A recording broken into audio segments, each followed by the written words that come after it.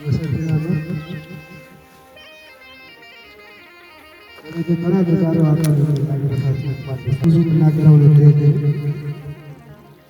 እንግዲህ እኛ ጊዜ ወጥተናል። አማራዎች ነን፣ እጅግ በጣም እድለኞች ነን። አማራዎች የባለ ብዙ ባለቤቶች ነን።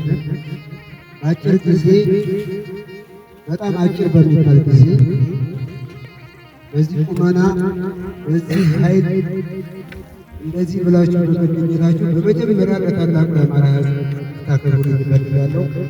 በሞራል እንድታግዙ እፈልጋለሁ። እኔ የማስተላልፈው መልእክት አጭር መልእክት ነው። አንድ ለእናንተ ትግል አሰልች ነው። በደንብ አውቃችሁ እንድትገቡበት የምፈልገው ትግል አሰልች ነው።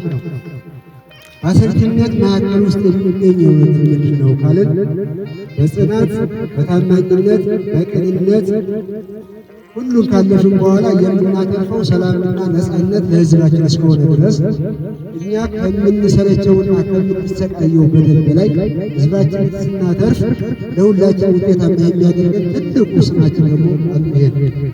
ስለዚህ እናንተ ሁለት ነገር ይጠበቃል። አንድ በቅንነት መታገል፣ በታማኝነት መታገል፣ ሕዝባችሁን በቅንነት ማገልገል፣ ታዛዥ መሆን። ከመጀመሪያው የቅርብ መሪዎቻችሁ ታዛዥነትን መቀበል፣ ታዛዥ ከሆናችሁ አዛዥ ለመሆን መዘጋጀት።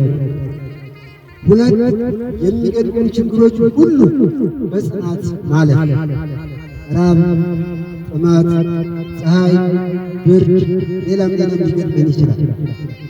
ስለዚህ ይህንን ሁሉ አልፈን አሸናፊ ካልሆን በስተቀር በሚገጥሙን ሁሉ እንከኖች ከተሸነፍን ሁልጊዜ ተሸናፊዎች እንሆናለን።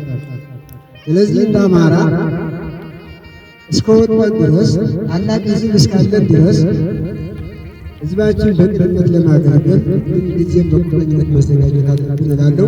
የአለቃ ደመቀ ጣፋጭ የአማራ ፋኖ ብሔራዊ ኃይል ምስራቅ አማራ ቀጠና ምኒልክ ዕዝ ወታደራዊ ኢንፎርሜሽን መምሪያና የአሳምነው ኮር ኮማንዶ አዛዥ። አመሰግናለሁ።